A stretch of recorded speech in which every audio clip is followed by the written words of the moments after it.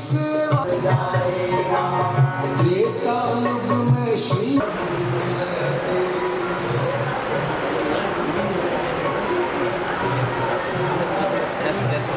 आप लोग मालूम रखते हैं। अब देखो यहाँ देखो गले में हाथ लगा लो, पहनाते समय हाथ लगा के दो फोटो खिंचवा ली करें।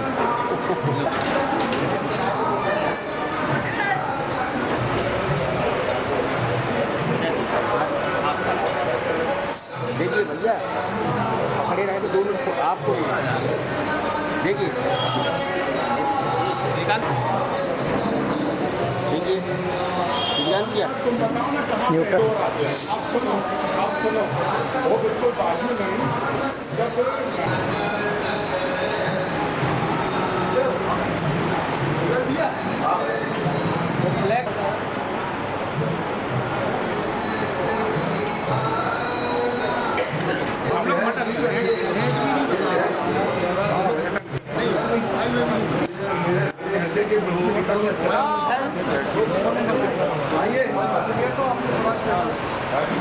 सुनो तो आवाज ठीक आ रही है पीछे।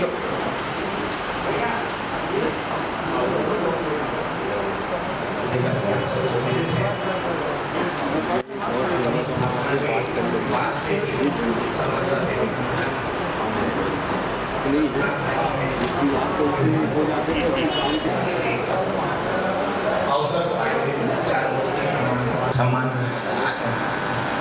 मंच पर ऊपर आने के पूर्व भारत माता प्रभु श्री राम माल्यार्पण कर दीप प्रज्वलन कर आज के इस कार्यक्रम का शुभारंभ करें। जिस भवन में हमारा यह कार्यक्रम हो रहा है वह संत नामदेव समाज सेवा समिति द्वारा ही स्थापित भवन है।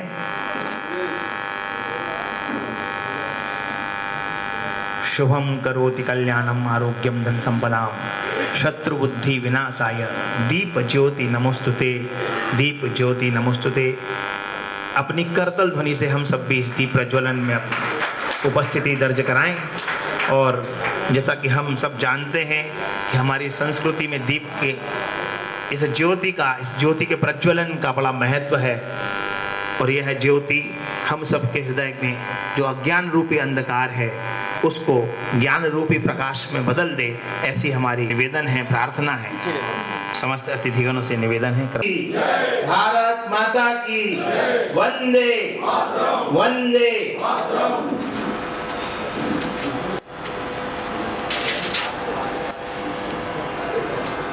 पूज्य संत आज के कार्यक्रम के मुख्य अतिथि राम जय जय राम श्री राम जय राम जय जय राम श्री राम जय राम जय जय राम श्री राम जय राम जय जय राम श्री राम जय राम जय जय राम। भारत माता की वंदे। कार्यक्रम में हमारे महाराज जी का स्वागत अभिनंदन हम सब की ओर से करने की कृपा करें। सुधीर नामदेव जी बबलू भैया जो कि संत नामदेव समाज वंदन अभिनंदन करेंगे।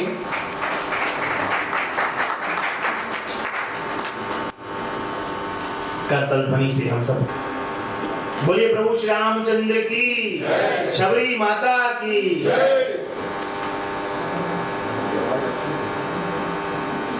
श्रीमान पुरुषोत्तम सराफ जी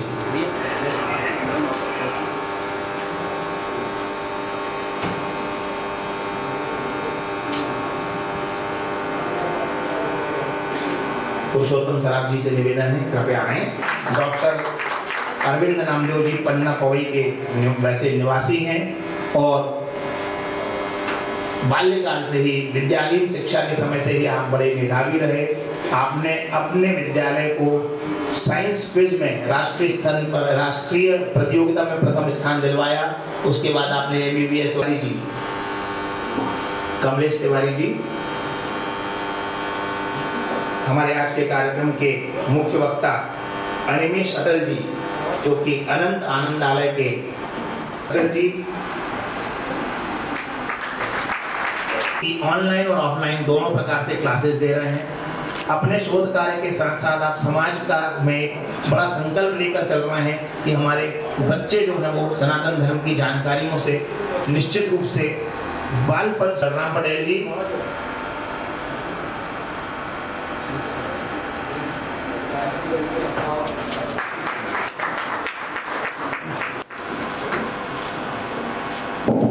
भाई ऋषि सेन जी, बहुत सारे दायित्व होते हैं और उन सबको बखूबी निभा रहे हमारे उज्जवल बच्चे। श्रीमान शरद ताम्रकार जी को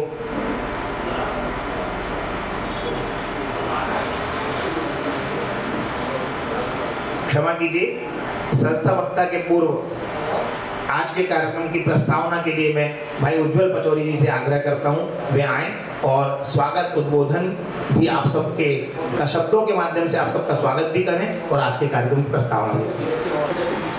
समरसता सेवा संगठन के द्वितीय कैलेंडर और उस वाक्य सबको जाने और सबको माने की श्रृंखला में आज हम उपस्थित हुए हैं।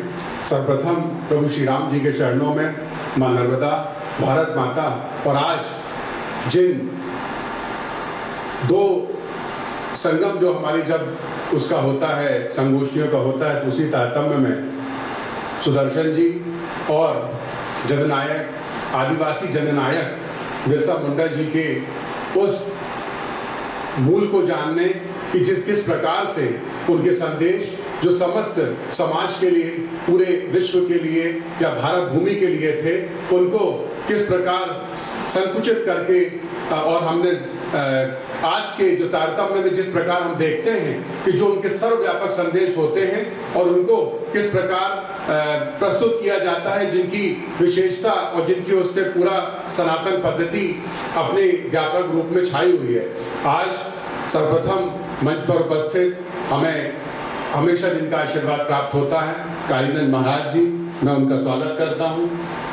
आज के कार्यक्रम में मुख्य वक्ता के रूप में अनिमेश अटल जी, मुख्य अतिथि के रूप में श्री नामदेव जी, सबको जाने और सबको मानने के उस वाक्य को संस्कारधानी एवं और दूर दूर तक पहुंचाने वाले हमारे अध्यक्ष श्री संदीप जैन जी, कार्यक्रम का संचालन कर रहे हमारे बड़े भाई धीरज अग्रवाल जी, मैं उनका स्वागत करता हूं।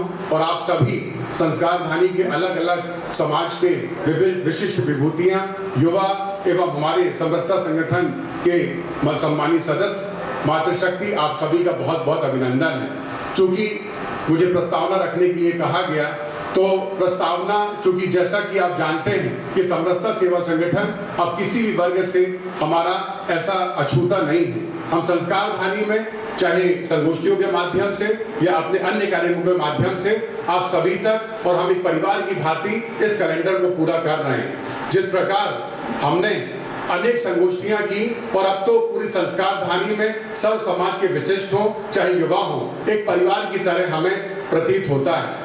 चूंकि प्रस्तावना का बहुत विशेष महत्व इसलिए रह जाता कि आप सभी समरसता सेवा संगठन के प्रथम कैलेंडर से भी अवगत थे और समरसता सेवा संगठन के द्वितीय कैलेंडर में भी जिस प्रकार आपका अमूल्य सहयोग, अमूल्य समय और अमूल्य मार्गदर्शन हमें प्राप्त होता है। और सबसे ज्यादा जो किसी भी प्रकार से, चाहे हमारी संगोष्ठियां बहुत पास हो, चाहे उनकी दूरी समय के अंतराल से ज्यादा हो, हमें आपकी उपस्थिति, आपका मार्गदर्शन और आपका आशीर्वाद बिल्कुल समय समय प्राप्त होता रहता है। मैं एक बार पुनः आप सभी का स्वागत करता हूं और इसी प्रकार आप सभी हमें अपना समय देते रहेंगे। भारत माता की जय। जय श्री राम।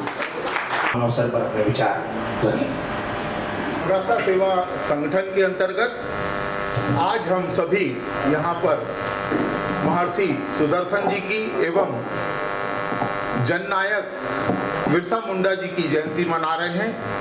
मंच पर आसीन परम श्रद्धेय कालीनंद जी महाराज, अरविंद नामदेव जी, अनिमेश अटल जी, संस्था के अध्यक्ष सम्मानित श्री संदीप जैन जी, संस्था के सचिव सम्मानित उज्जवल पचौरी जी एवं हमेशा से कुशल संचालन कर रहे हमारे बड़े भाई धीरज अग्रवाल जी।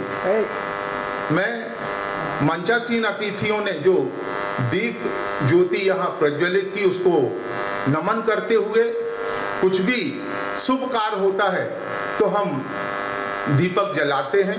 उस दीपक को हम साक्षी मानकर अपने शुभ कार्य प्रारंभ करते हैं। महर्षि सुदर्शन जी, जिनके विषय में हम ये जानते हैं कि महर्षि सुदर्शन जी द्वापर युग में उनका कार्यकाल था, उन्होंने जन्म लिया। उनका पूरा नाम महर्षि स्वपंच सुदर्शन था। वो उस समय के सद्गुरु एवं भगवान श्री कृष्ण के अनन्य भक्त थे। अत्यंत ज्ञानी, तपस्वी, सरल स्वभाव के व्यक्तित्व थे। उनके पिता श्री भीखू जी, माता सुखवंती थी, गुरु करुणामय जी थे। एक कथा के अनुसार जब द्वापर युग में महाभारत कथा हुई और कथा महाभारत की युद्ध के उपरांत जब समापन हुआ युद्ध का, तो राज सिंहासन पर युधिष्ठिर को विराजमान करने के लिए साधु संत ऋषि मुनियों ने और भगवान श्री कृष्ण ने उन्हें आदेश किया, परंतु उन्होंने करोड़ों लाखों असंख्य जो मृत्यु हुई थी युद्ध में, उनकी विधवाओं का और जो उनके बच्चे थे उनका रुदन उनके कानों में आ रहा था, उसको लेकर उन्होंने राजगद्दी संभालने से मना कर दिया।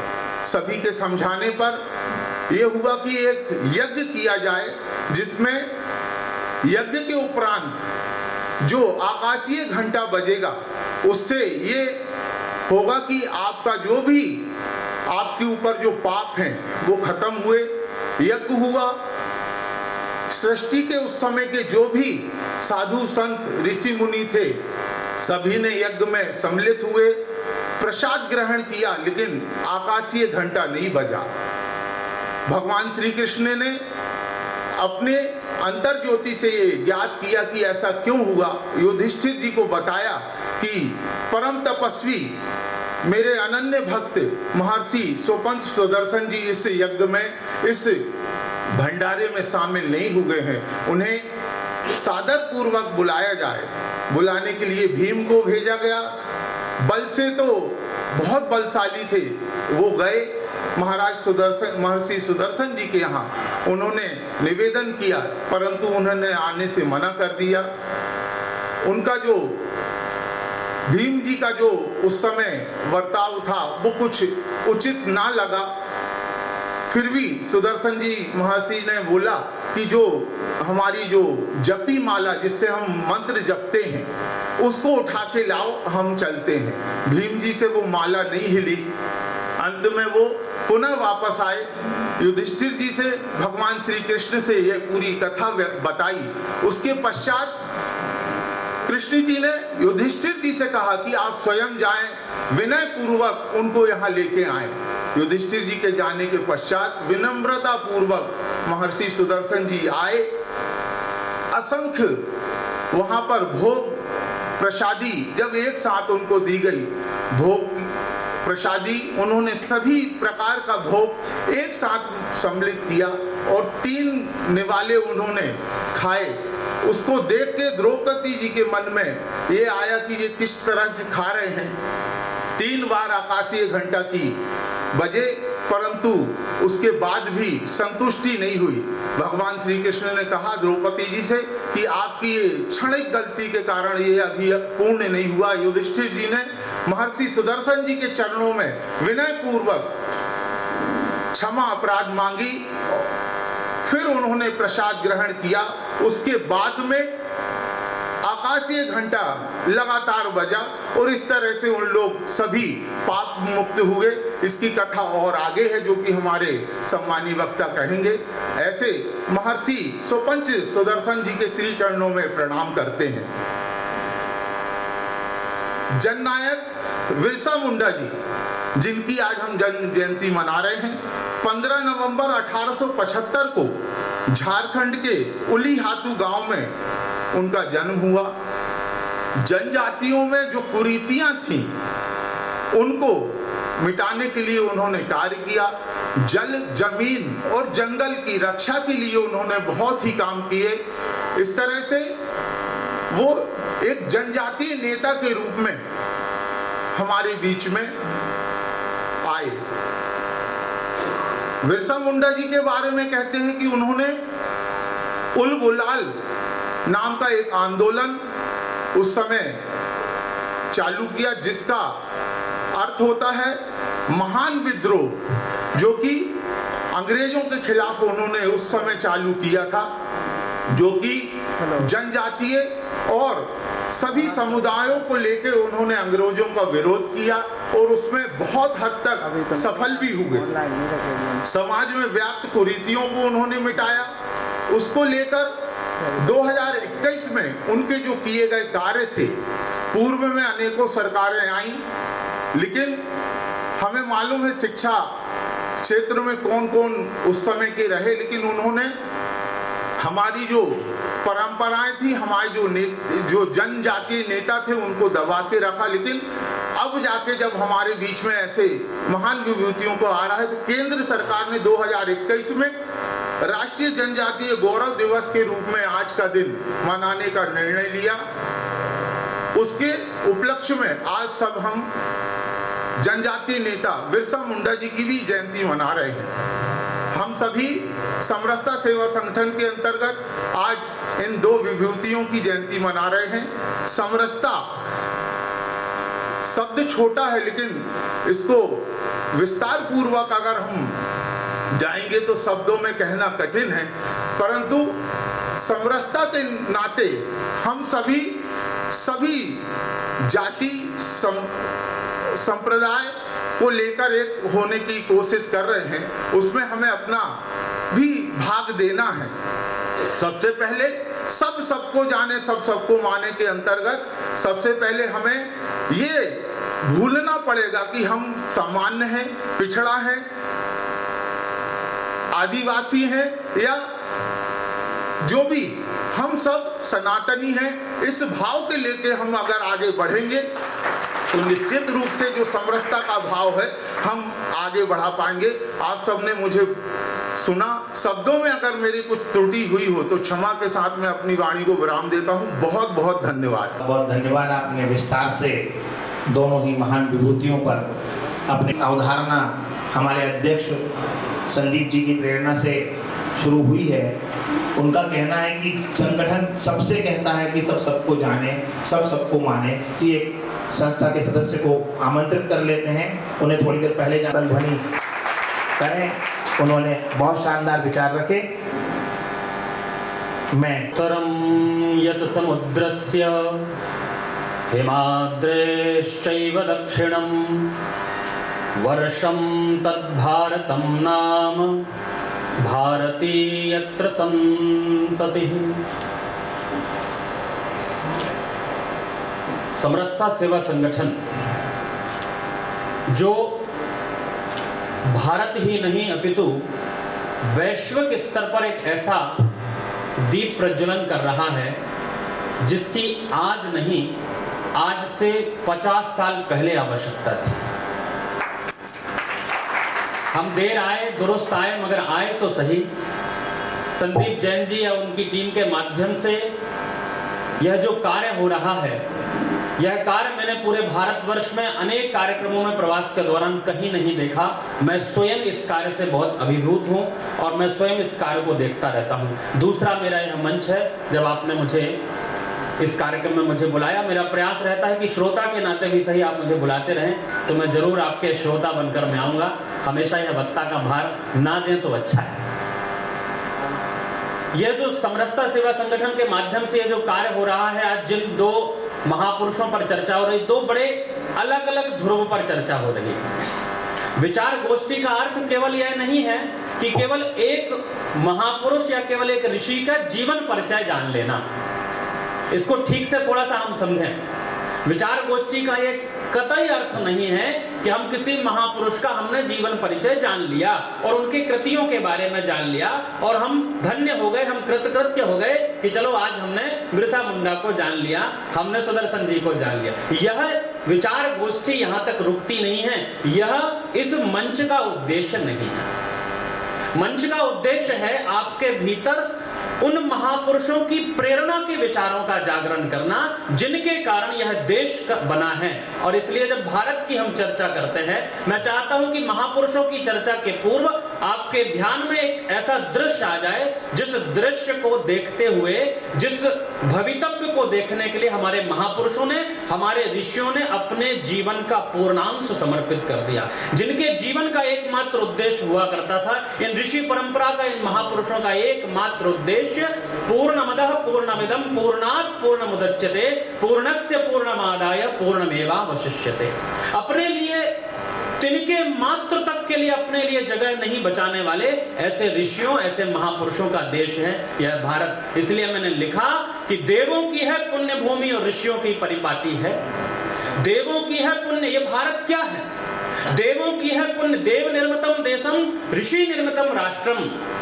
इस भारत को कहा गया कि हिमालयात समारभ्य यावत इंदु सरोवरम तम देव निर्मितम देशम हिंदुस्तानम प्रचक्षते। कौन है यह हिंदुस्तान? किसे कहते हैं भारतवर्ष? हिंदुस्तान किसे कहा गया? तो हमारे ऋषियों ने कहा, हमारे संतों ने कहा, हमारे महापुरुषों ने कहा कि यह देव निर्मितम देशम है, इसका निर्माण देवताओं ने किया है। देवों की है पुण्य भूमि और ऋषियों की परिपाटी है। वीरों की है जन्मभूमि ये पावन भारत माटी है। सीता, सावित्री, दमयंती नारी का आदर्श रही, कंठ कंठ को शीतल करती गंगा यमुना सदा बही। पतंजलि और चरक महामुनि जीवन ज्ञान सिखाते हैं। अंतरिक्ष पर कैसे चढ़ना आर्यभट्ट बतलाते हैं। दुनिया जिसको माता कहकर श्रद्धा सुमन चढ़ाती है। वीरों की है जन्मभूमि ये पावन भारत माटी, वीरों की है जन्मभूमि ये पावन भारत माटी। मैं आपका मन बनाना चाहता हूं, मैं आपको मानसिक रूप से तैयार करना चाहता हूं कि आप भारतवर्ष की महान परंपरा को श्रवण करने के लिए यहाँ उपस्थित हैं। और इसलिए मैं आप उस भ्रम में बिल्कुल मत रहना कि मैं किसी एक महापुरुष के जीवन परिचय को आपके अंदर प्रवेश करा दूंगा। ये बहुत शोध का विषय है, आप शोध करते रहिए। अभी हमारे संस्था वक्ता ने महर्षि सुदर्शन पर बहुत अच्छी चर्चा की, उसके पश्चात एक अच्छी सुंदर परिचय आई है। श्रोताओं का सम्मान करना चाहिए। बड़ी सुंदर परिचय आई है, उन्होंने लिखा है कि महर्षि संत शिरोमणि सुदर्शन जी का जन्म चंद्रवाना ग्राम रीवा बिला में हुआ।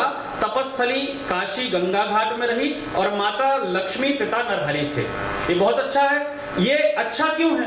क्योंकि संस्था वक्ता ने जो बोला उन्होंने भी रिसर्च करके बोला, और जो ये श्रोता महोदय ला ये भी रिसर्च करके बोला। दोनों के लिए एक बार आपकी ताली हो जाए, दोनों के लिए करता हूं, दोनों के लिए, क्योंकि ये समरसता का मंच है। अगर हमने दोनों का सम्मान नहीं किया, दोनों की बात का हमने आदर नहीं किया, तो फिर बात हमारी समरसता की कैसे रह जाएगी? ये अच्छा है। और तो मैं कहता हूं कि और भी आप रिसर्च करते रहिए। ऋषियों के साथ क्या समस्या है मैं आपको बता दूं। भारत की ऋषि परंपरा को जानना इतना आसान नहीं है। ऋषियों के साथ समस्या यह है कि सुदर्शन नाम के कोई एक ऋषि नहीं हुए। ये एक बड़ी बात मैं आपको बता दूं, सुदर्शन नाम के कोई एक ऋषि नहीं हुए। आप लोग तो चाणक्य के बारे में जानते होंगे, लेकिन कहीं कहीं चाणक्य अलग है, विष्णुगुप्त अलग है और चाणक्य पुत्र अलग है। ये रिसर्च का विषय है, ये संदेश यह हमेशा खोजने का विषय है। महर्षि सुदर्शन तो एक ऐसे ऋषि हैं जिनके बारे में जितना भी अध्ययन करो उतना कम है। महर्षि सुदर्शन वो ऋषि हुए जो भगवान कृष्ण की तपस्या में इतने लीन हो गए, भगवान कृष्ण में इतने आत्मसात हो गए कि यहाँ तक कहा गया कि जो हाथ में सुदर्शन है वो ऋषि का ही प्रतिरूप है। भगवान ने अपने हाथ में धारण कर लिया, वो है महर्षि सुदर्शन। महर्षि सुदर्शन के बारे में आपने पूरा जीवन परिचय जान लिया, किंतु जो मुख्य जानना है वो ये जान लीजिए, महर्षि सुदर्शन वो ऋषि हैं जिन्होंने योग की इतनी बड़ी परंपरा दी जिसे आप आज सुदर्शन क्रिया के नाम से जानते हैं। वो महर्षि सुदर्शन जिन्होंने योग की परंपरा में अपने आप को प्रतिष्ठित किया, जो भगवान श्री कृष्ण के हाथ में आ गए, जो जिन्होंने योग की महर्षि। आप लोगों ने ज्योतिष कभी पढ़ी होगी, तो सुदर्शन ज्योतिष के नाम से आज जितनी भी अंक गणितीय घटनाएं आप देखते हैं, आप ज्योतिष की बहुत सारी जो घटनाएं आप देखते हैं, इसमें महर्षि सुदर्शन का बहुत बड़ा योगदान है। उन्होंने ज्योतिष की एक बड़ी परंपरा का सूत्रपात किया। इसलिए मैं कहता हूं ना, ये बहुत बड़ा कार्य है समरसता सेवा संगठन का, जो इन महर्षियों को, इन महापुरुषों को आपके सामने खोलने का प्रयास कर रहे हैं, जो ये बताने का प्रयास कर रहे हैं कि इन्होंने इतने सारे कार्य किए और इसलिए आप लोगों ने, श्रोताओं ने जो रिसर्च किया, जो आपने पर्ची ला कर दी, जो पहले से अध्ययन किया गया, ये अध्ययन भी बहुत अच्छा है। लेकिन इसके अतिरिक्त हमको क्या जानना है कि भारत, यह जो देव निर्मितम देशम, ऋषि निर्मितम राष्ट्रम, इसको आप समझ लीजिए। अगर आपने ऋषि निर्मितम राष्ट्रम को समझ लिया तो सुदर्शन जी को समझ जाएंगे। विवेकानंद को जानना है तो भारत को जानो, ये अरविंदो ने कहा है। विवेकानंद का जीवन परिचय मत जानो, भारत को जान लो तो विवेकानंद को जान लोगे। राम को जान लोगे तो राष्ट्र को जान लोगे, क्योंकि ये सारे एकात्म हैं। महर्षि सुदर्शन ऋषि परंपरा से एकात्म है। और ऋषि परंपरा क्या कहती है? हमारे भारत में देवताओं ने इस देश की भौगोलिक स्थिति का निर्माण तो कर दिया। देवताओं ने हमें प्राकृतिक संपदा दे दी, देवताओं ने हमें भौगोलिक संपदा दे दी। बड़ा गर्व का अनुभव करते जब हम कहते हैं कि उत्तर में नागाधिराज हिमालय है, दक्षिण में रत्नाकर सागर है और उसके बीच में यह जो संतति है यह भारतीय है। बड़े गर्व से हम भारतीय होने का परिचय देते हैं। यह देवताओं ने हमें षड ऋतुओं का अवदान दे दिया, देवताओं ने हमें प्राकृतिक संपदा दे दी, देवताओं ने हमें इतना सब कुछ दे दिया। लेकिन ऋषियों ने क्या किया महर्षि सुदर्शन जैसे अनेक ऋषियों ने। आज महर्षि सुदर्शन पर चर्चा करेंगे, लेकिन ऋषि परंपरा पर भी चर्चा करेंगे। क्यों? क्योंकि उस बहाने से हम इतनी बड़ी विरासत का अध्ययन तो कर लेंगे, इतने बड़े गौरव का अनुभव तो कर लेंगे। इस भारत को महान क्यों कहा गया? क्योंकि इसमें महर्षि सुदर्शन जैसे ऐसे अनेक ऋषि हैं जिन्होंने हमें नर से नारायण बनने का संस्कार दिया, जिन्होंने देवत्व के मार्ग का पथ प्रदर्शन किया, जिन्होंने ये कहा कि तुम्हारे भीतर एक ऐसी शक्ति है जो आप जाकर भगवान के पास भी जाकर विराजमान हो सकते हो, जाकर आत्मसात कर सकते हो। ऋषियों ने तपस्या करके, किसे कहा गया ऋषि? महर्षि सुदर्शन कौन थे? भद्रम वीक्षन्त ऋषयः, जिन्होंने अपना सारा जीवन कल्याण के लिए लगा दिया। भद्रम वीक्षन्त ऋषयः, जिन्होंने कभी अपने लिए सोचा नहीं, अपना सारा जीवन कल्याण के लिए लगा दिया। महाराज कालीनंद जी हमारे बीच में उपस्थित हैं। अपना संपूर्ण जीवन गौ सेवा के लिए, अपना संपूर्ण जीवन मानवता की सेवा के लिए, अपना संपूर्ण जीवन इस देश, इस राष्ट्र की उन्नति के लिए लगाकर और भगवा वस्त्र धारण करके हमारे बीच में बैठे हैं, हमारे बीच में मार्ग प्रशस्त कर रहे हैं। ये ऋषि परंपरा के अग्रदूत हैं, ये ऋषि परंपरा के अग्रेसर हैं, जो हमें सिखाते हैं कि हमारा जीवन क्या हो सकता है। इसलिए देवताओं ने हमें दृष्टि दी, ऋषियों ने दृष्टिकोण दिया, संतों ने दृष्टिकोण दिया। और इस बीच को, इस अंतर को बहुत अच्छे से समझना होगा। इन ऋषियों का हमारे समाज में, हमारे देश में, हमारे जीवन में बड़ा योगदान है। इसलिए भारतवर्ष का जब अध्ययन करो, जब भारत की चर्चा करो, तो भारत की महान ऋषि परंपरा, और ये एक अलग चर्चा का विषय हो सकता है कि भारत में ऋषियों का अवदान, ये अलग चर्चा का विषय है कि हमारे देश के ऋषियों ने क्या दिया। और आज हम इतनी बड़ी ऋषि परंपरा का अध्ययन कर रहे हैं, उनका नाम ले रहे हैं, ये पर्याप्त है। और संदीप जी को और उनकी टीम को यश मिले ना मिले, उनको नाम मिले ना मिले, लेकिन मैं कहता हूं दावे के साथ कि संदीप जी आप एक ऋषि ऋण से जरूर मुक्त हो जाएंगे, क्योंकि आपने अनेक महापुरुषों को चर्चा में ला दिया। ऐसे महापुरुष जिनके बारे में हमने कभी जाना नहीं, उनके अध्ययन किया नहीं, उनको भी चर्चा में ला दिया। इसलिए एक ऋषि ऋण से हम मुक्त हो रहे हैं। दूसरी तरफ एक अध्ययन कर रहे हैं हम दूसरे एक महापुरुष का, जिन्हें भगवान कहा गया, जिन्हें धरती का आबा कहा गया, जिन्हें क्रांति दूत कहा गया, जिन्हें एक बहुत बड़ा क्रांतिकारी कहा गया। और ऐसे महान क्रांतिकारी, ऐसे धरती के आबा, ऐसे धरती के भगवान बिरसा मुंडा का हम आज चर्चा कर रहे हैं, उनका अध्ययन कर रहे हैं। और हमारे भारत, जब हम बिरसा मुंडा की चर्चा करते हैं, जैसे मैंने संक्षिप्त में आपको ऋषि परंपरा से अवगत कराया, वैसे ही आप जब बिरसा मुंडा की चर्चा करेंगे तो आप 18वीं शताब्दी और 19वीं शताब्दी में चले जाएंगे। भारत के इतिहास में, भारत की क्रांति के इतिहास में, भारत के परिवर्तन के इतिहास में, भारत को एक दिशा देने के इतिहास में, जब भारत अपने गति से मुड़ रहा था, उसमें 18वीं और 19वीं सदी का बहुत बड़ा योगदान है। 18वीं शताब्दी और 19वीं शताब्दी हमारे भारत के उज्जवल क्रांतिकारियों की शताब्दी रही है। 18वीं शताब्दी, 19वीं शताब्दी हमारे भारत के गौरवशाली अतीत की शताब्दी रही है। 18वीं शताब्दी, 19वीं शताब्दी हमारे भारत में एक नई अलख जगाने की शताब्दी रही है। इन शताब्दियों में, इन वर्षों में अनेक क्रांतिकारियों का प्रस्फुटन हुआ। इसलिए गर्व के साथ, इसलिए दावे के साथ भारत का व्यक्ति कहता है कि भारत कभी पूर्ण रूप से गुलाम नहीं रहा। पश्चिम के इतिहासकारों ने, पश्चिम के विद्वानों ने ये लिखने के लिए पुरजोर अपनी ताकत भगा दी, पूरा कोशिश कर ली कि भारत गुलामी का इतिहास रहा, भारत गुलाम रहा। लेकिन भारत का जब इतिहास आप निकाल कर देखोगे, कहीं से लक्ष्मीबाई उदय हो रही हैं, कहीं से रानी झलकारी बाई का उदय हो रहा है, कहीं से मंगल पांडे का उदय हो रहा है, कहीं से बिरसा मुंडा का उदय हो रहा है। तो ऐसे अनेक क्रांतिकारियों के उदय से ऐसा लगता है कि हमारा भारत एक साथ कहीं गुलाम नहीं रहा, ये इन्हीं क्रांतिकारियों के कारण रहा, इन्हीं महापुरुषों के कारण रहा। भारत का इतिहास गुलामी का इतिहास नहीं रहा। यहां से आप लेकर जाइए एक पंक्ति, अपने बच्चों को बताइए। जैसे अनंत आनंदालय में मैं रविवार को एक प्रयोग कर रहा हूं, 17 माह से वो प्रयोग चल रहा है, कल भी उसकी कक्षा में करूंगा। और मैं 6 साल से 14 साल के बच्चों के मन में ये भर देना चाहता हूं कि भारत का इतिहास गुलामी का इतिहास नहीं, भारत का इतिहास संघर्ष का इतिहास रहा है। भारत में गुलामी नहीं चली, भारत ने संघर्ष किया है। उन्हीं 1875 में एक महान क्रांतिकारी का जन्म होता है, बिरसा मुंडा, जिनका जीवन परिचय हमें पूर्व में हमें संस्था वक्ता द्वारा बताया गया। मैंने कहा कि मैं जीवन परिचय पर बहुत ज्यादा नहीं जाऊंगा, मैं जाऊंगा उनके कार्य की प्रेरणा पर, जो आज की आवश्यकता है। 2025 में अगर हम महर्षि सुदर्शन और बिरसा मुंडा की चर्चा करेंगे तो किस प्रकार चर्चा करेंगे और उनके कौन से कार्य की चर्चा होनी चाहिए। तो सबसे पहले तो बिरसा मुंडा हम सबके भीतर विद्यमान है, हम सबके भीतर सुसुप्त अवस्था में बिरसा मुंडा है। बिरसा मुंडा केवल आदिवासियों के जननायक नहीं हुए। मुझे आपत्ति होती है इस विषय पर जब कोई कहता है कि बिरसा मुंडा आदिवासियों के जननायक थे। आदिवासियों के जननायक क्या होता है?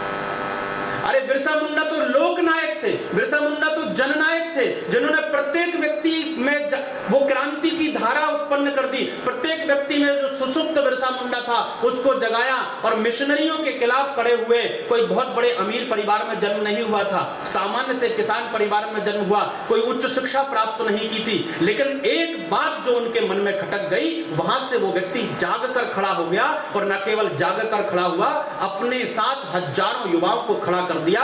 अंग्रेजों ने एक बहुत दमनकारी नीति चलाई, मिशनरियों ने एक बहुत दमनकारी नीति चलाई, जिसमें 2 बातें उन्होंने रखी। एक तो आदिवासियों की जो जमीन है, आदिवासियों की जमीन को मिशनरियों ने आत्मसात कर लिया, आदिवासियों की जमीन को हड़पना शुरू कर दिया। हम इस पर खेती करेंगे और तुमको खेती करना सिखाएंगे। और दूसरा, आदिवासियों में आने वाली समस्त बीमारियों को, उनको हैजा होता था, उनको प्लेग होता था, उनको सांप काट लेता था, अकाल होता था, खेती में कोई समस्या आती थी, तो मिशनरियों ने कहा कि ये तुमको दैवीय प्रकोप से हो रहा है, ये तुम्हारे धार्मिक प्रकोप से हो रहा है, इसलिए इसको तुम स्वीकार करो और मर जाओ। बिरसा मुंडा को ये दोनों बातें नहीं जमी और बिरसा मुंडा अपने अंदर, उनका अंदर एक बिरसा मुंडा का युवा अपने अंदर विचार कर रहा है कि मेरे आदिवासी, लाखों आदिवासी केवल अंग्रेजों की इस दमनकारी नीति में मर रहे हैं। और उन्होंने कहा कि ये दैवीय प्रकोप है, मर रहे हैं। उस युवा ने खड़े होकर समस्त आदिवासियों के बीच में, जनजातियों के बीच में, समाज के बीच में जाकर कहा कि ये हमारे सनातन के खिलाफ, हमारे धर्म के खिलाफ एक बहुत बड़ा षड्यंत्र है मिशनरियों का। और उस समय बिहार, पश्चिम बंगाल, झारखंड, उड़ीसा और अपने छत्तीसगढ़ तक का उन्होंने पूरा क्षेत्र कवर किया। यहां तक पूरा प्रवास करके बिरसा मुंडा ने एक एक व्यक्ति का जागरण करके खड़ा किया और उनको बताया कि ये जो मिशनरी है, ये मिशनरी आपको गलत राह पर ले जा रहे हैं, ये हमारा दैवीय प्रकोप नहीं है, ये दवाइयों की उपलब्धता ठीक नहीं करा रहे हैं, ये सुविधा ठीक से नहीं दे रहे हैं, ये हमारे ऊपर अत्याचार और अतिक्रमण करने के लिए आए हैं, इसलिए आपको खड़ा होना पड़ेगा। और बिरसा मुंडा ने ऐसे हजारों युवाओं को खड़ा किया। बिरसा मुंडा का एक बड़ा महत्वपूर्ण योगदान जो हमें याद रखना होगा, वो योगदान ये है कि बिरसा मुंडा की जब मृत्यु हुई 1900 में, उस मृत्यु के पहले उन्होंने अपने जैसे हजारों बिरसा मुंडा तैयार कर दिए थे। अपने जैसे मृत्यु जब बिरसा मुंडा की हुई, उस मृत्यु में बिरसा मुंडा को जेल में पकड़ लिया गया, बिरसा मुंडा को अंततोगत्वा अंग्रेजों ने जकड़ लिया बिरसा मुंडा को। लेकिन एक दुख की घटना यह है, दुखद बात यह है, जब मैं इतिहास पूरा पढ़ रहा था और हमारे भारतीय इतिहास की यह दुखद घटना है, बिरसा मुंडा को पकड़ा कैसे गया। बिरसा मुंडा को पकड़ना आसान काम नहीं था। बिरसा मुंडा की चपलता, बिरसा मुंडा का सौष्ठव शरीर, आदमकट, और अंग्रेज उनके पास कम से कम 50-60 अंग्रेज तो उनके पास आकर भी उनको नहीं पकड़ पाते थे। उनके ही पास में रहने वाला, उन्हीं के साथ रहने वाला एक व्यक्ति, जिसने 500 रुपए के लालच में आकर बिरसा मुंडा का खुफिया जो जगह थी वो बता दी, वो वहां से बिरसा मुंडा को पकड़ा गया। ये हमारे भारतीय इतिहास का कलंक है जो हमें स्वीकार करना पड़ेगा। केवल महापुरुषों की प्रेरणा, केवल महापुरुषों की बातों को नहीं, यहाँ भी हमको ये सीखना है कि हमारे बीच में से अगर कोई एक भाई ऊपर उठ रहा है, हमारे बीच में से अगर कोई एक क्रांति की अलग जगा रहा है, तो हम में से हमारे ही समाज के लोग पैर पकड़कर टांग खींचकर नीचे लाने वाले लोग हैं। ये समरसता सेवा संगठन आग्रह कर रहा है, ये समरसता सेवा संगठन अपने मंचों से चीख चीख कर, चिल्ला चिल्ला कर शोर मचा रहा है। ये कह रहा है कि हम आपस में लड़ बैठे तो देश को कौन संभालेगा, फिर तो कोई बाहर वाला आके फिर से घर से हमें निकालेगा और इन गीतों को गाते गाते हम रह जाएंगे। वो हमें एक कहानी याद आती है कि शिकारी आएगा, दाना डालेगा, जाल में नहीं फंसना चाहिए, और अंततोगत्वा हम वो कहानी पढ़ते रहते हैं। शिकारी आता है, दाना डालकर चला जाता है और हम जाल में फंसते चले जा रहे हैं। आज भी कोई कुचक्र कम नहीं हुए, आज भी षड्यंत्र कोई कम नहीं हुए, आज भी कोई रावण कोई कम नहीं हुआ जो बहरूपिया बनकर सीता का हरण करके ले जाता है। आज भी अनेक प्रकार के बहरूपिया समाज में घूम रहे हैं। आज भी मिशनरियों की षड्यंत्रकारी नीतियां चल रही हैं। आज भी यही वही जबलपुर है जहां आज भी मिशनरियों के विद्यालय में, जहां हमारे शिवलिंग, पत्थर के शिवलिंग को रखा जाता है और लकड़ी के क्रॉस को रखा जाता है, और टब में मुझे वो घटना याद है। मेरे कक्षा में आने वाला बच्चा मुझसे कहता है कि गुरुजी आज मेरी कक्षा में एक पादरी आए, उन्होंने एक बड़ा प्रयोग करके बताया। मैंने कहा क्या? उन्होंने कहा कि शंकर जी रखे पत्थर के और एक लकड़ी का क्रॉस लिया और दोनों को पानी में डाला और कहा बताओ कौन डूबा? हमारे पत्थर के शंकर जी तो डूब गए। और उन्होंने कहा कि देखो जब तुम्हारे भगवान खुद डूब जाते हैं तो तुमको क्या बचाने आए। ये जबलपुर की घटना मैं आपको बता रहा हूं कि बिरसा मुंडा की कहानी पढ़कर इतिश्री मत कर लेना, बिरसा मुंडा का जीवन पढ़कर गर्व से अनुभूत मत कर लेना कि मैं बड़े महापुरुष के देश में मेरा जन्म हुआ है। आज भी इन कुचक्रों से, आज भी षड्यंत्र से मुझे बिरसा मुंडा बनना पड़ेगा। मंच पर बैठे हुए व्यक्ति को बिरसा मुंडा बनना पड़ेगा, श्रोताओं को बिरसा मुंडा बनना पड़ेगा।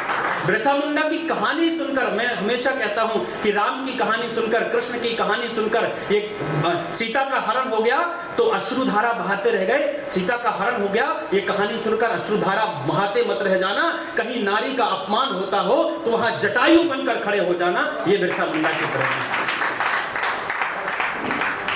कहीं भरत और राम के मिलाप की घटना देखकर आंखों से अश्रु बहाते मत रहना। जहां दो भाइयों में झगड़ा हो जाए वहां जाकर दोनों भाइयों में सुलह करा देना। ये राम की कथा की प्रेरणा, बिरसा मुंडा की प्रेरणा आज भी हमारे जीवन में आत्मसात होनी चाहिए, उतरना चाहिए हमारे जीवन में कि क्यों हम इन क्रांतिकारियों के नाम ले रहे हैं, क्या किया इन्होंने, अपना सर्वस्व किस लिए बलिदान कर दिया, क्यों ये विचार गोष्ठी रखी गई। इसलिए ताकि हम में से प्रत्येक व्यक्ति के अंदर भीतर सोया हुआ बिरसा मुंडा जाग जाए और जागकर इन कुचक्रों का, इन षड्यंत्रों का जवाब दे। और जैसे छोटे छोटे प्रकल्प समरसता सेवा संगठन या अनंत आनंदालय, पूज्य कालीनंद जी महाराज के प्रयोग या ऐसे अनेक प्रयोग हो सकते हैं। आप स्वयं क्या कर सकते हैं उसमें आपको अपना योगदान देना है। एक बार फुटबॉल का एक जगह मैच चल रहा था और उस फुटबॉल के मैच में सारे खिलाड़ी अपना अपना सर्वस्व योगदान दे रहे थे।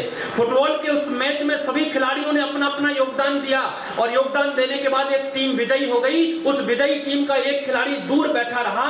मीडिया वालों को तो, हमारे श्रीकांत जी यहाँ बीच में बैठे हैं, मैं थोड़ा सा एक आपत्तिजनक टिप्पणी करता हूँ, मीडिया वालों को तो ये देखना ही पड़ता है कि कौन सा व्यक्ति कहाँ गड़बड़ बैठा है। और विजयी हुई टीम का एक खिलाड़ी निराश बैठा था। कैमरेमैन विजयी हुई टीम के विजेताओं के पास नहीं पहुंचे, वो जो निराश बैठा हुआ खिलाड़ी था उसके पास जाकर बैठे और उनसे कहा कि तुम प्रसन्न नहीं हो, तुम्हारी टीम जीत गई, तुम खुश नहीं हो, तुम्हारी टीम जीत गई। उसने कहा कि मैं प्रसन्न हूं, लेकिन तुम्हारे चेहरे से प्रसन्नता नहीं दिख रही, तुम्हारी टीम विजयी हुई है।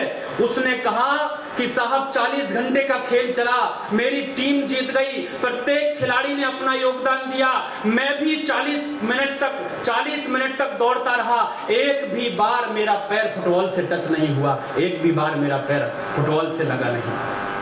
टीम तो जीत गई लेकिन मेरा उसमें कोई योगदान नहीं हो पाया। भारत का उदय हो जाएगा, भारत का अभ्युदय हो जाएगा, भारत का उत्कर्ष हो जाएगा, उसमें से आपका और मेरा योगदान क्या होगा। आज इन ऋषियों से प्रेरणा क्या लेनी है, आज इन महापुरुषों से प्रेरणा क्या लेनी है, इन क्रांतिकारियों से प्रेरणा क्या लेनी है। नाम की माला जपते रह जाएंगे।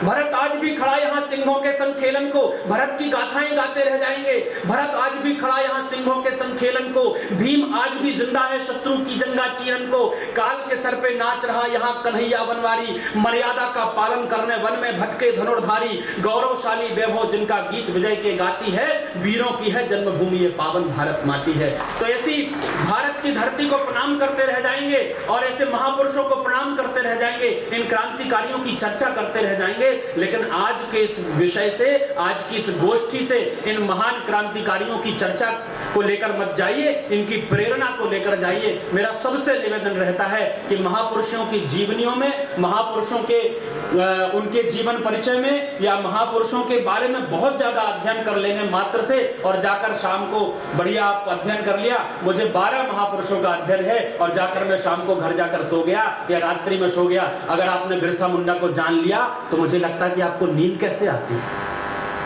मैंने विवेकानंद को जाना, विवेकानंद केंद्र, मैं विवेकानंद को समझा। 8 साल विवेकानंद केंद्र में कार्य करते हुए स्वामी विवेकानंद को आत्म साक्षात्कार किया और उनको जानने के बाद मुझे लगा कि मैं अपने जीवन में कितना अच्छा कार्य कर सकता हूं और उस कार्य की प्रेरणा कहां-कहां दे सकता हूं, क्योंकि मैंने एक महापुरुष का कर्ज मेरे ऊपर है, विवेकानंद का ऋण मेरे ऊपर है। आज आपके ऊपर सुदर्शन जी का ऋण और बिरसा मुंडा का ऋण देकर मैं यहाँ से आपको विदा कर रहा हूँ। ये समरसता सेवा संगठन आज आपके ऊपर एक बहुत बड़ा कर्ज देकर यहाँ से विदा हो रहे हैं। आप लोग हल्के होकर मत जाना, भारी होकर जाना कि आज आपने महर्षि सुदर्शन और बिरसा भगवान धरती के नायक, धरती के आबा बिरसा मुंडा को समझने का प्रयास किया, उनके चित्र को प्रणाम किया है, उनके यहाँ दीप प्रज्वलन किया है। इसलिए मेरे भीतर की ऋषि चेतना जागृत होगी, मेरे भीतर का महापुरुष जागृत होगा और भारत के अभ्युदय में, भारत के उत्थान में, समाज के कल्याण में, पीढ़ी के निर्माण में मेरा व्यक्तिगत क्या योगदान होगा, उस योगदान को प्रत्येक व्यक्ति को तय करना है। बस यही प्रार्थना करके मैं अपनी वाणी को विराम देता हूं। आप लोग प्रेरणा लेकर जरूर जाइए। आपको बहुत बहुत साधुवाद, समरसता सेवा संगठन के समस्त पदाधिकारियों को साधुवाद, पुनः पूज्य कालीनंद जी महाराज के चरणों में प्रणाम करता हूं और समस्त ऋषियों को प्रणाम करते हुए आप सबको धन्यवाद देता हूं। भारत माटी है, भारत का इतिहास पराक्रम का, संघर्ष का, त्याग। भारत माता की, भारत माता की। आइए।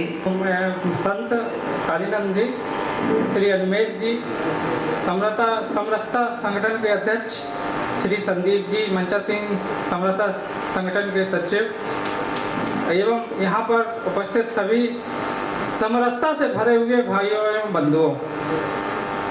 समरसता से भरे हुए मेरे कहने का मेरा तात्पर्य कि आप यहाँ पर आए हैं तो ये आपके अंदर की समरसता की भावना को दिखाता है कि आप हमारे देश के लिए जो एक सबसे आवश्यक चीज़ है आज के समय में, कि हमारे अंदर सहिष्णुता होना चाहिए, समरसता होना चाहिए, ताकि हम एक दूसरे के साथ अच्छे से बात कर सकें, प्रेम कर सकें एवं सद्भाव की भावना ला सकें। आज हमारे देश में इन सभी भावनाओं की सबसे ज़्यादा आवश्यकता है। सबसे पहले मैं संत सुदर्शन जी की बात करूंगा। हमारे वक्ता ने उनके बारे में बहुत बढ़िया शब्द कहे। मैं बस उनके 2-3 ऐसे कार्य और मार्गदर्शक सिद्धांतों की बात करूंगा जो हमें लिए आज के युग में बहुत आवश्यक हैं। संत सुदर्शन की एक सोच थी कि उनको भक्ति एक बहुत बड़ा साधन है जिससे कि हम अपने मानसिक और आध्यात्मिक संतुलन और हमारे देश के विकास के लिए कार्य कर सकते हैं। तो भक्ति और दूसरा परोपकार, उनकी एक परोपकार की भावना थी कि उनके पास कोई भी आएगा तो उसका क्या हित हो सकता है इसको वो देखते थे, उसका वो ट्रीटमेंट भी करते थे, या जिसके पास वो कोई उनके पास नहीं आ सकता था तो वो उसके पास जाके उसका हित करते थे। तो आज परोपकार की भावना का हमारे देश में बहुत आवश्यकता है। हम आजकल बहुत संकुचित होते जा रहे हैं। हम बहुत ही पहले हम जॉइंट फैमिलीज में रहते थे, इसके बाद हम बहुत ही न्यूक्लियर फैमिलीज में रहने लगे, 2-4 हो गए, और अब बहुत ही इंडिविजुअल के लेवल पर फोकस होते जा रहे हैं। तो हमें अपने अंदर एक समरसता का एक बहुत बड़ा संदेश है कि हमें सोसाइटी को अपना परिवार मानना है, हमें सबके साथ मिल के रहना है। तो ये बहुत बड़ा संदेश है सुदर्शन जी के शब्दों के लिए कि हमें परोपकार की भावना रखनी है, भक्ति की भावना रखनी है। इस परोपकार और इस पे जाएँ तो हमारे संतों ने, हमारे विभिन्न धर्मों ने हमें, हमारे सनातन धर्म ने हमें सहिष्णुता को सबसे बड़ा साधन माना है। महात्मा गांधी ने भी सहिष्णुता और सामाजिक सद्भाव के लिए सबसे ज़्यादा जोर दिया। उन्होंने ये कहा था कि आप कभी लड़ाई मत करो, कोई आपको थप्पड़ मारे तो आप दूसरा गाल आगे कर दो, लेकिन आप लड़ाई मत करो, धीरे धीरे लोग आपके खुद ही फ्रेंड बनते जाएंगे। और हमने खुद देखा है कि एक धीरे धीरे करके पूरा देश उनके सामने झुक गया और हमें अंत में आज़ादी मिली। तो मतलब हमें सहिष्णुता और सौम्यता अपने अंदर लानी है। और समरसता का संदेश यही कहता है कि हमारे अंदर हम एक दूसरे के प्रति सद्भाव लाएं, समरसता लाएं और प्रेम से रहें, तो एक अच्छे समाज और अच्छे राष्ट्र का निर्माण हो सकता है। जहाँ तक बिरसा मुंडा की बात करें तो बिरसा मुंडा ने उडगुलुम के द्वारा आदिवासियों को उनके अधिकारों के प्रति चैतन्य बनाया था। जिस हिसाब से आदिवासियों का शोषण हो रहा था उसको दूर करके एक आंदोलन लाया था कि आपको अपने अधिकार के लिए लड़ना है, तो तभी आप इस धरती के लिए कुछ कर पाएंगे, आप अपनी धरती पर अपने अन्न उगा पाएंगे। और उन्होंने 4 संदेशों को दिया था, justice, independence, freedom and dignity. तो justice, independence, freedom and dignity. Justice का मतलब न्याय, आपको न्याय के रास्ते पर चलना है, सभी को उन्होंने न्याय के रास्ते पर चलना सिखाया। फ्रीडम, स्वतंत्रता एक बहुत बड़ी परिकल्पना है। स्वतंत्रता केवल हमारे कार्यों में, हमारे देश की स्वतंत्रता की बात नहीं है, हमारे विचारों में भी स्वतंत्रता होनी चाहिए। हमें सबके प्रति कैसे समरसता वाले भाव रखने, ये हमारे अंदर होना चाहिए, तब हम सही मायनों में तब ये नहीं कि हम ईगोइस्टिक हो जाएं। आत्मसम्मान जितना साथ में लोगों का सम्मान करें, लोगों का पोलाइटनेस से बात करें, ईगो को अपने बीच में मत लाएं। कई बार क्या होता है, हम ईगो को ही आत्मसम्मान समझने लगते हैं, तो फिर हमारे अंदर फिर गर्व की भावना बहुत बढ़ जाती है और फिर वो वैमनस्यता और सारी चीज़ों को बढ़ाती है। जैसे कि हम दूसरे हमारे हिंदू धर्म का ही एक पार्ट जैन धर्म भी है, तो जैन में एक बहुत बड़ी अच्छी कॉन्सेप्ट है मिच्छामि दुक्कडम। वो मतलब बिना उनके यहाँ एक दिन है कि आपको उस दिन बिना किसी से, भले किसी से कोई आपने कोई ऐसा काम भी नहीं किया, फिर भी आप उनसे माफ़ी मांग लीजिए मिच्छामि दुक्कडम कह के। तो एक ये भावना है कि हमें अपने अंदर सबके लिए कोई गलती हो तो उससे हम गलती को वहीं पे ख़त्म करें और हम प्रेम का भावना लाएं। यदि पाकिस्तान, इंडिया ऐसे अच्छे पर्व हमें सबक दिए हैं, जैसे कि अभी सन्मेश जी ने बताया, तो हमें उन सब चीज़ों को अपने अंदर लाना चाहिए और उनके द्वारा हमें समाज में सहिष्णुता, प्रेम की भावना को आगे बढ़ाना चाहिए। आज के समय में एक बहुत इम्पोर्टेंट चीज़ है कि हम जैसे जैसे टेक्नोलॉजी का विकास हो रहा है, तो मोबाइल और साधनों के द्वारा, मोबाइल, इसके बाद अभी आर्टिफिशियल इंटेलिजेंस डेवलप हो रहा है, तो इन सब साधनों के कारण हम और ज़्यादा संकुचित होते जा रहे हैं। जबकि ये होना ये चाहिए कि इन सबका साधनों का उपयोग ऐसे होना चाहिए कि हम समरसता के लिए ज़्यादा समय निकाल सकें, क्योंकि ये साधन आपके काम को आसान बना रहे हैं। जैसे कि मैं बात करूँ आर्टिफिशियल इंटेलिजेंस की, तो ये आपको, जैसे कि मुझे कुछ ऑर्डर ड्राफ्ट करना है, तो ये पूरा आपको रिसर्च करके दे देगा और आप एक ड्राफ्ट, आपका ऑर्डर आपके पास आ जाएगा। तो आप जो काम आप 3 दिन में करते थे, वो आप 1 या 2 घंटे में कर सकते हैं।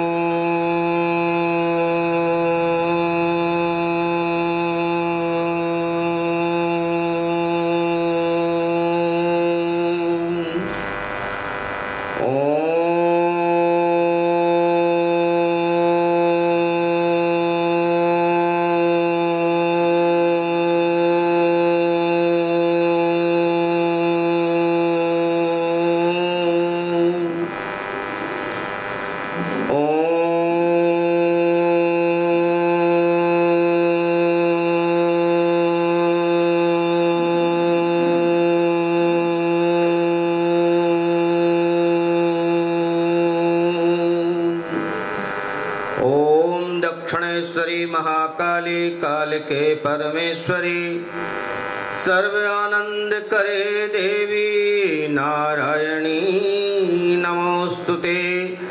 जय नारायणी नमोस्तुते, जय नारायणी नमोस्तुते, जय नारायणी नमोस्तुते।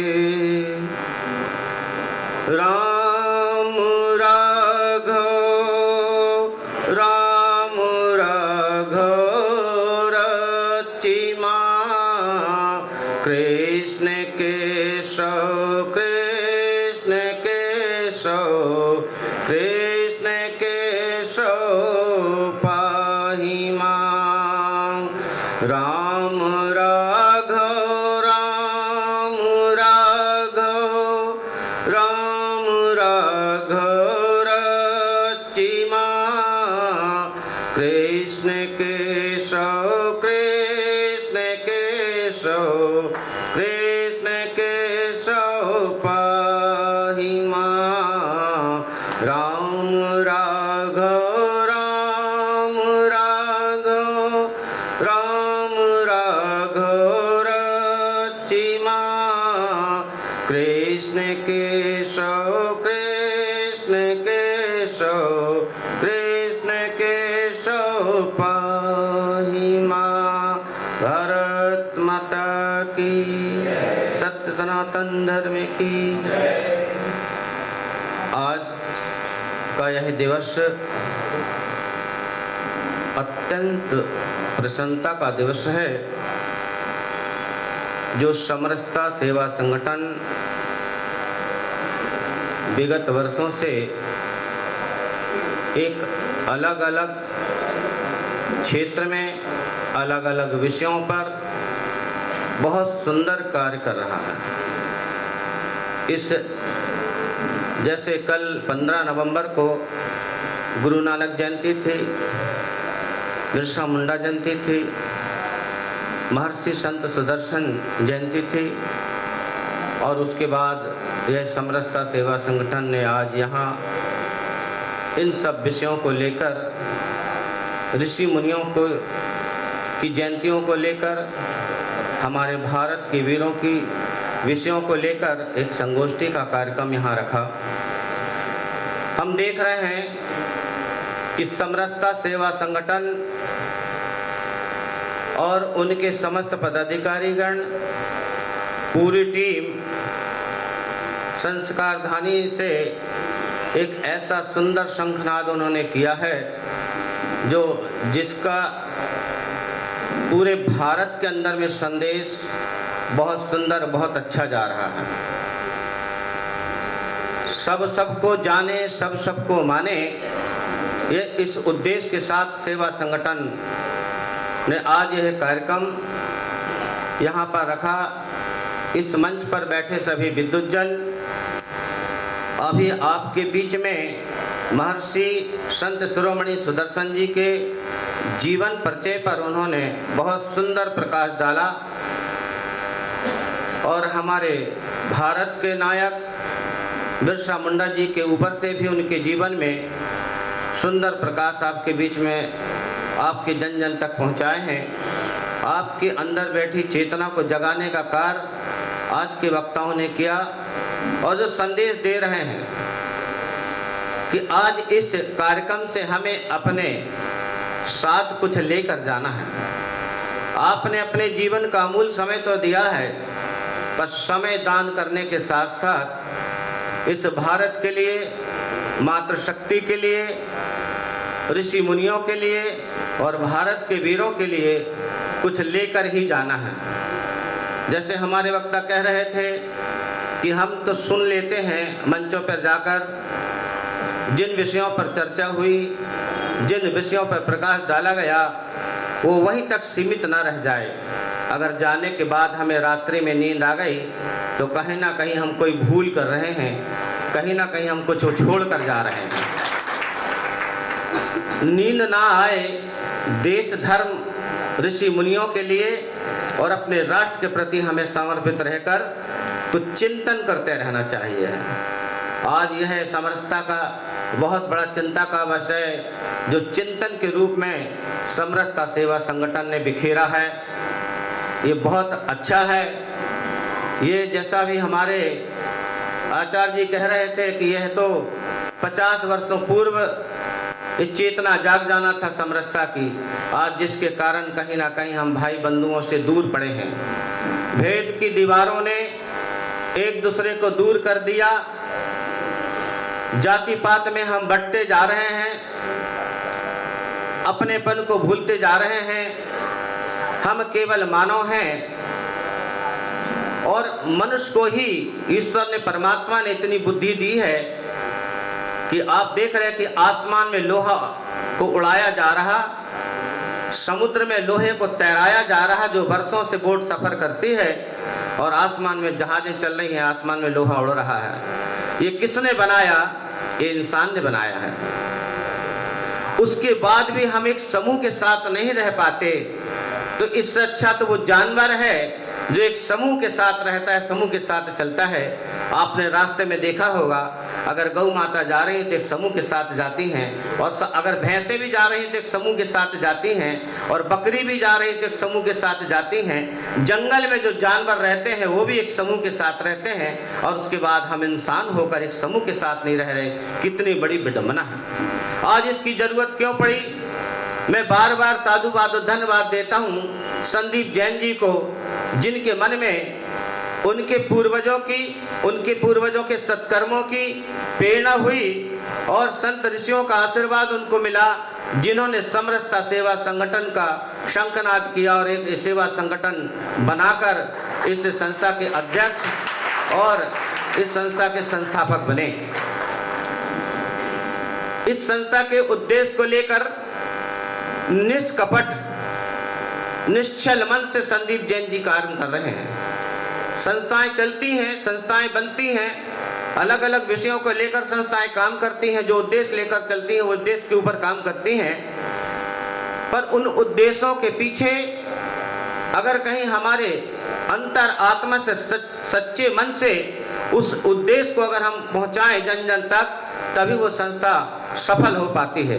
संदीप जैन जी अपने सबको जाने, सबको माने, इस समरसते के भाव से लेकर वो निरंतर सफल होते चले जा रहे हैं। अनेक कार्यक्रम जबलपुर संस्कार धानी में उनके होते चले जा रहे हैं, और वो कार्यक्रम उनका निश्चल मन से हो रहा है, निष्कपट भाव से हो रहा है, और बिल्कुल सही समरसता के भाव से हो रहा है।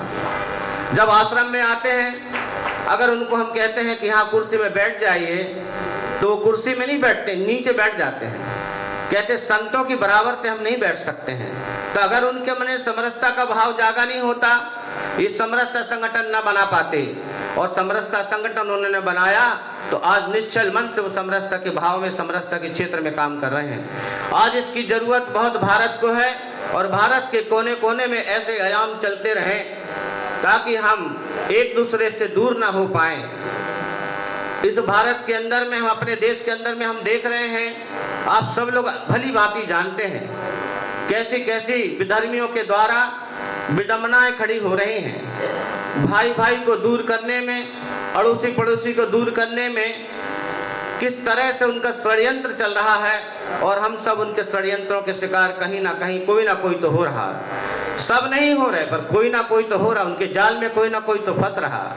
कहीं लव जहाज की बात हो, या कई अनेक घटनाएं ऐसी जो हो रही हैं वो विधर्मियों के द्वारा हो रही हैं। समरसता सेवा संगठन, मैं उनको बहुत बहुत धन्यवाद देता हूं संदीप जैन जी को, कि जिन्होंने महर्षि सुदर्शन जी और बिरसा मुंडा जी, उनकी जयंती के बाद यह कार्यक्रम संगोष्ठी का रखा, और उनके जो आयोजन होते हैं, जो पूर्व में भी कार्यक्रम दद्दा परिसर में हुआ, हम मंच की ओर जा रहे थे तो हमने नज़र से देखा उठाकर कि चारों तरफ जितने भी हमारे ऋषि मुनि हैं, जितने भी हमारे जो भारत के लिए जिन्होंने शहीद हुए, उन वीरों की तस्वीर, उन वीरों के चित्र उन्होंने पूरे परिसर में लगा कर रखे थे। ऋषि मुनियों के चित्र उन्होंने लगा कर रखे थे। सबको लेकर चल रहे हैं, इसलिए उन्होंने कहा कि सब सबको जाने और सब सबको माने। कितना बढ़िया सुंदर शब्द का उन्होंने एक शीर्षक बनाया है अपने संस्था में, और इस उद्देश्य को लेकर वो चल रहे हैं। आप सब लोगों ने यहाँ पर आकर मुख्य वक्ताओं के मुख से जो जीवन प्रत्यय ऋषि मुनियों का आपने सुना, महर्षि सुदर्शन जी ने भी अपने जीवन काल में, महाभारत काल में एक ऐसा अपना साधना का, अपना तप का परिचय दिया जो आज इतिहास बनकर भारत की भूमि में रह रहा है। सुदर्शन समाज में जन्मे हमारे महर्षि संत सुदर्शन जी एक छोटी सी कुटिया में रहकर तप कर रहे, जप कर रहे, साधना कर रहे, और ऋषि मुनि जो हैं, साधु संत जो हैं, उनका परिवार एक छोटा परिवार नहीं रहता है, 2-4 सदस्यों का परिवार नहीं रहता है। साधु संत तो जग संसार के लिए जीता है और जग संसार के लिए साधना तपस्या कर कर जग संसार को बांटता है। जैसे आप अपने परिवार को चलाने के लिए धंधा नौकरी चाकरी करते हैं और जो जीविका चलाने के लिए जो पैसा मिलता है उससे घर की परिवार की जीविका चलाते हैं, साधु संत महात्मा दिन रात देश और धर्म के लिए और मानव कल्याण के लिए तप जप करके, साधना करके, तपस्या करके जो कमाते हैं, जो ईश्वरी कमाई कमाते हैं, वो जन कल्याण के लिए बांटते हैं। महर्षि सुदर्शन जी हमारे जो संत शिरोमणि हुए हैं, उन्होंने यही काम किया है कि जो साधना से, तप से, जप से जो ऊर्जा प्राप्त की, मानव के कल्याण के लिए, मानव की चेतना को जगाने के लिए, अंधकार से प्रकाश की ओर ले जाने के लिए उन्होंने ऐसे काम किए हैं। उस महाभारत काल में भगवान श्री कृष्ण ने महर्षि सुदर्शन जी को बुलाकर और उनको भोजन कराकर उनसे 81 घंटा जब बजा तभी राज सूर्य यज्ञ संपन्न हुआ। उस समय जब ये धरती लहूलुहान हुई, अकाल पड़ गया, तभी राज सूर्य यज्ञ हुआ था। और उसके बाद से वो राज सूर्य यज्ञ यहाँ पर मैं समझता हूँ कि हमारे दिल्ली के जो कटंगी की जन्मभूमि पर जन्मे स्वामी प्रज्ञानंद जी महाराज, इस भारत की भूमि में राज सूर्य यज्ञ उसके बाद जो महाभारत में हुआ, उसके बाद उन्होंने ही यहाँ से प्रारंभ किए कराया। इसमें बड़ा तर्क हुआ कि राज सूर्य यज्ञ जो महाभारत में हुआ उसके बाद तो वर्जित है, उसमें होना नहीं चाहिए। तो स्वामी जी ने कहा कि यज्ञ आयोजन अनुष्ठान जन कल्याण के लिए होता है, इसलिए मैं इस देश के कल्याण के लिए यज्ञ कराऊंगा। और बड़ा विरोध भी हुआ।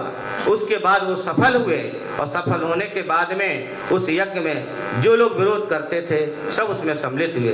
कहने का तात्पर्य है कि संत महात्मा ऋषि मुनि अनादिकाल से हमारे देश और धर्म के लिए अपना तप जप कर कर अपनी ऊर्जा को सिंचित करते रहे हैं, मानव को अंधकार से प्रकाश की ओर ले जाते रहे हैं, आपकी बैठी हुई सोई हुई चेतना को जगाते रहे हैं। आज भी समरसता सेवा संगठन के माध्यम से आपकी चेतना को जगाने का कार्य, ऋषि मुनियों का संदेश, उनका जीवन परिचय जन जन तक पहुँचे। और ऐसे आयोजन से होता क्या है कि मान लो हमारे पूर्वज जानते हैं कार्यक्रमों को, हमारे पूर्वज जानते हैं हमारे देश के लिए किन्होंने अपना बलिदान दिया, हमारे पूर्वज जानते हैं कि कौन कौन ऋषि मुनि हुए जिन्होंने देश धर्म और मानव कल्याण का काम किया है। पर अगर हम वहीं सीमित हो जाते और ये कार्यक्रम को वहीं पर हम रोक दिए होते तो आने वाली पीढ़ी इससे वंचित हो जाती। आज आने वाली पीढ़ियों को, युवाओं को इसकी ज़रूरत है कि हम अपनी संस्कृति और संस्कारों को देते रहें और संस्कृत संस्कार से हम परिचय कराते रहें। जैसे अभी क्या नाम है आपका, अभिनेश जी मुझसे चर्चा कर रहे, बता रहे थे कि जो एक संस्कार संस्कृति देने का कार्यक्रम उन्होंने कुछ माह पूर्व चालू किया है, तो ये कितना सुंदर काम है। आज ऐसे आयोजनों से भी जब हम कहीं जीवन परिचय की बात करते हैं, उस संगोष्ठी के माध्यम से संत महात्माओं के दिए हुए कार्यों को हम बताते हैं तो पीढ़ियां उससे अवगत होती हैं और वो जान जाती हैं। नहीं तो क्या होगा, आज आप और हमारे घरों में देख रहे हैं कि बच्चे संस्कारों से जब वंचित हो रहे हैं तो माता पिता की सेवा नहीं हो रही। वृद्ध आश्रम क्यों खुले हुए हैं? इसलिए खुले हुए हैं कि माता पिता की सेवा नहीं, माता पिता का सम्मान नहीं, केवल अकेले व्यक्ति रहना चाहता है, परिवार के बीच से भी हटकर रहना चाहता है।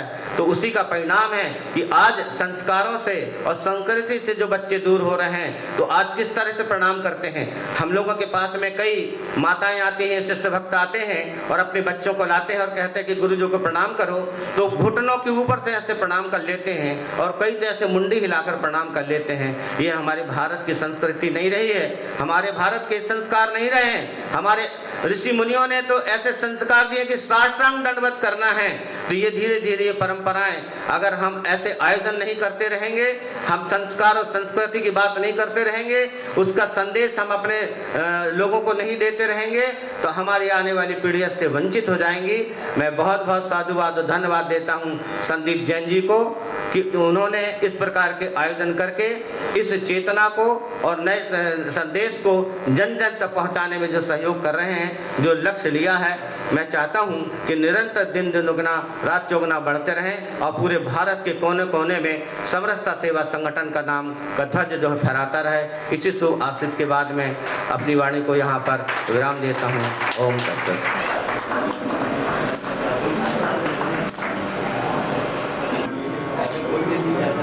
हो रहा है, हम सब करतल ध्वनि करें जगदीश जी के योगदान के लिए, उनके अभिनंदन के लिए।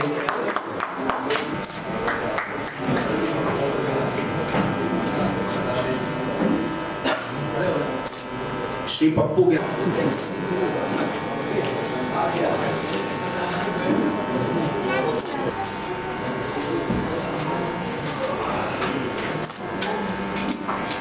श्री भरत बिरहा जी,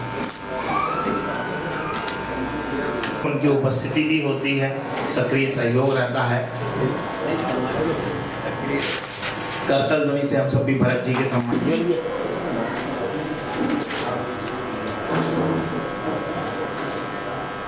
श्री दीपक नाहर जी प्रदेश। अरे भैया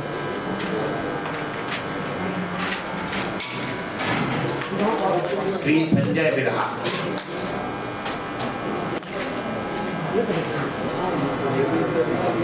श्री मनोहर रांझी।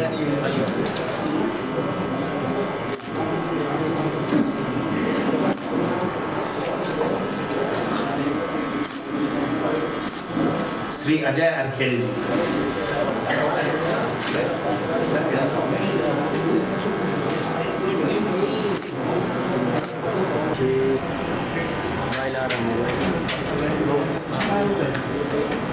श्री अजय अधिकार जी। राजकुमार चौटेल जी।